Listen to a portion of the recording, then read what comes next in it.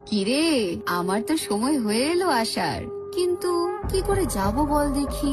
শুনলাম তোদের সরকার নাকি বলেছেন যে মেয়েদের রাতে বেরোনো উচিত না, তাহলে কি এবার আমি আসবো না? তোরা তো জানিস আমার সব কাজ রাত্রিরেই হয়। আর তোদের বাবা কি বলছে জানিস?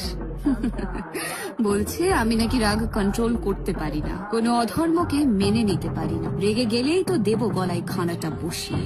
যাই হোক, তোরাও তো জানিস আমার রাগ কেমন, সামলে থাকিস কিন্তু। তোদের দেশে যা অসুরের ছড়াছড়ি হয়েছে, আমাকে তো এবার আসতেই হবে।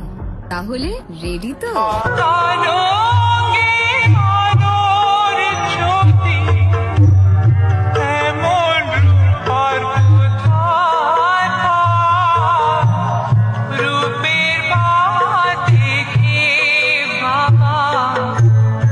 আপনকে মাখলো ছায়া।